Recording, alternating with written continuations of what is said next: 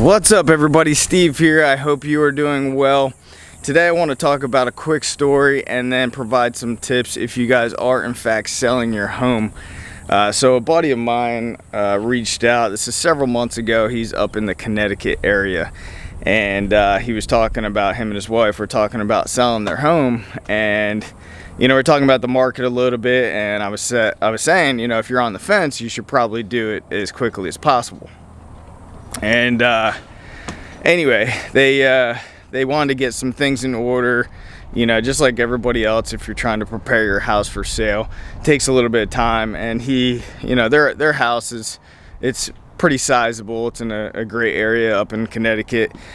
Anyway, they had to take probably a couple months to get everything together, get the house together, and then finally they got it on the market. And I followed up and I asked them, how things were going, if they had showings, if they had any offers. Hi there. How you doing? Good. And he basically said, they had some showings, no offers, and he was talking about basically how slow things were, and ultimately that he thinks that he basically missed the mark. And I told him, I was like, don't worry about that. So there's a perception of value when it comes to your own property.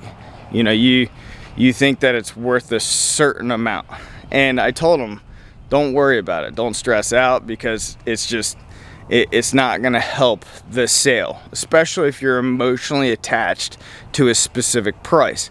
And as a real estate broker, been in the business for a while, I've seen this over and over and over in terms of people think that their house is worth a certain amount of money. But check out all these paddleboarders over here. They do these tours out here on Bonita Beach. It's pretty cool because there's a lot of dolphin and manatee. Pretty cool spot. All right, so if you're in this situation and you're trying to sell your home right now, for one thing, don't get emotional on the sales price. You're not going to be able to necessarily predict exactly what you're going to sell the home for. Now, a lot of our markets are shifting. They're starting to stagnate, and in some cases they're even starting to go down in some areas, and there's more inventory coming to market, which is more competition against you and your property. So you got to just remain as calm as possible, and also talk it through and put pen to paper. Write out all of your closing costs associated with the sale and figure out where you're comfortable selling, at what price point. And if you don't have to sell for anything less, then it is what it is. If you don't get that price point, then you pull it off the market, you stay in the house, or you keep that investment property. Now, if you do have to sell, there are certain things that you are going to want to do, and it's important that you do these things in order to hedge yourself and beat out your competition, especially if there's more inventory coming to market and other sellers are starting to reduce price. So I've been in multiple different markets and have been a listing agent in majority of markets, and every Friday, we call it follow-up Fridays. Every Friday I would get on the phone with every seller, or we would meet face to face and we would talk about market conditions. We would talk about the showings or lack of showings. We would talk about feedback from potential buyers. And these are all good things that you need to have a discussion with your real estate agent, or if you're selling it yourself, you need to really start jotting things down and really figuring out what's going on with your property and why you do not have any offers, or if you had offers, why they're so low, or if you have no showings, why that is. So if you're in a position right now and there's more inventory coming to market, I highly suggest, for one thing, you gotta price the property right out the gate. And what does this mean? In many cases, if you're seeing more inventory come to market and prices are stagnant or starting to go down in your market, I recommend pricing just a little bit below Or if you're in a rush to sell, maybe 5%, maybe 8%, maybe 10% below what the current market is, depending on your price point as well. You know, a property that sits on market for too long becomes stagnant. It's not a fresh listing, and people start to see that as well. And when a property hits, you know, 45 days, 90 days, and even more than that, the property's stagnant, and other people see that, and they might take a look at it, and then that's when you start getting even lower offers. So that's number one. You got to price the property right from the beginning. A lot of times when we're dealing with sellers, they're like, oh no, you know, we want to price it much higher and it'll be against our advice.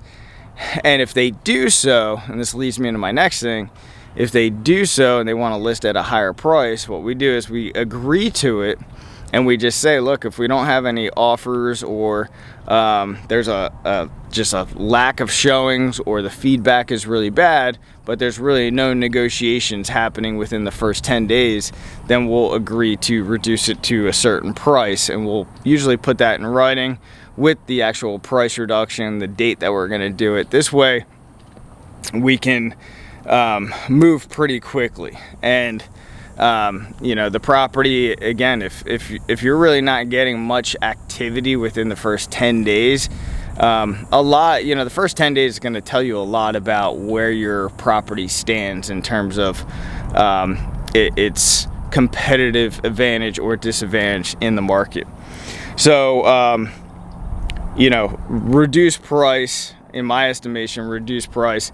And then outside of some other things that we're going to talk about is if you guys are in a market where things are stagnant or declining, and especially if you guys have more inventory coming to market, it's important that you continually reduce price as well. And sometimes we see price reductions just so it pings any prospective buyers if they have that as a safe search, or if they're on a drip. So you can literally drop a property $1 and it'll notify every prospective buyer that has it on a drip. And that's not what I'm talking about. You want to do something that is going to be relevant for a reduction in price. This way, you want that prospective buyer to say, wow, they just dropped this property $15,000, and oh my God, we need to jump on it because somebody else has seen that same price reduction, and you know, right now it's gonna be our time to act, and we're gonna jump on that property. It's got to be significant enough. What that is, I don't know. You'll have to speak to your real estate agent, or if you're selling your property yourself, you got to figure that out. The next thing, and I mean, I see this happen a lot. Prime example, we had a storm roll through here. I did a video, I forget, and we were coming back from the Keys. You know, a lot of people not boarded up their homes, but you know, they had storm shutters, and some of them are manual storm shutters. So if you don't have impact windows and everything in the state of Florida, there's different types of shutter systems, and some of them are manual. And I see these houses, they're on the market for sale, and they literally have manual shutters still up on their houses. And this storm, it was just like a tropical depression came through. It wasn't anything serious. But this storm came through several weeks ago, and some of these properties still have these storm shutters up. And I mean, it's blocking out any kind of light coming into the house. It looks like crap. And it's not going to make your house more sellable in that instance. So that leads me into preparing your house for sale. You got to make sure that, you know, the curb appeal looks great, the inside looks great, get rid of any kind of clutter, make sure it's always clean, make sure it smells good. Smell, you know, you got to touch on the senses for a buyer, and it's got to smell good, it's got to be clean. Even if it's dated, as long as it smells good and it's clean, that's important, because people can kind of see through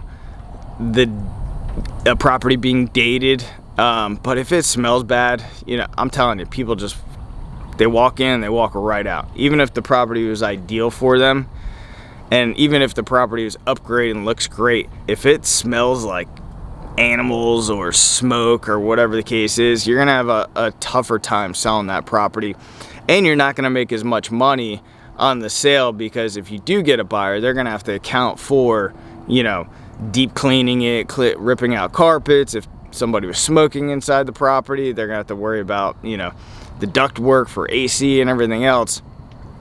And so it's important that, you know, your property becomes as sellable as possible. So make sure that your property is looking, look at this pinfish right here.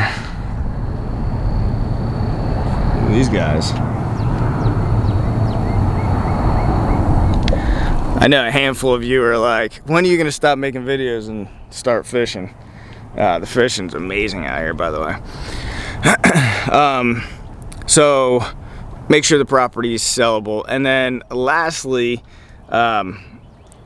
whenever we sell properties, we always want to do something, you know, people call it sizzle features, or just something additional that sets you apart from the competition. So like, I did a previous video on selling our condo, and we included this boat right here, a 22-foot Robalo, with the lift, turnkey, furnished, everything else. But this is the second property that I sold with a vessel, and it helps the sale. So obviously we take in consideration the cost of the boat and everything else into the formula when we're selling. And so this, you know, obviously you don't have to include a boat or whatever the case is, but what are you doing to separate yourself from the competition? Now this can be, you know, certain upgrades within the house or the condo, whatever the case is. But then what else can you do?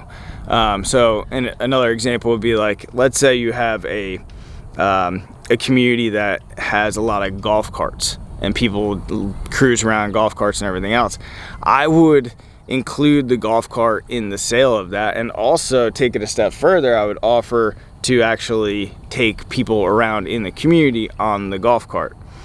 And you know, you're selling an experience at that point in time, not just the property. So they're like, oh man, okay, this is a golf cart that's included in the sale. And you know, golf carts are not that expensive. You know, you can get one for, you know, $3 or $4 grand, you know, just a basic one, but it gets people in that environment, in that experience. And then obviously, you know, if your house is dated and your competition's upgraded and you're priced at the same price, you know, your property's going to sit. They're going to go for the more upgraded property. So the only other thing you can do is you can upgrade your property, make it superior or the same price, a little bit below theirs. Or if your property is dated and doesn't really have, you know, any nice features or upgrades, then, you know, your only other option is price maybe significantly below your active competition. So if you guys are on the fence about selling your property, it's definitely not too late. There, you know, top of the market, I think, was several months back in many areas, but you're still at a really high price. I think prices will continue to decline. But you're still going to cash out, in my estimation, at a fairly decent price if you were to list the property today. And if you know anybody that is in this situation as a seller, or they're thinking about selling the property, I'd appreciate it if you pass this video along. And I will see you guys on the next video. See ya.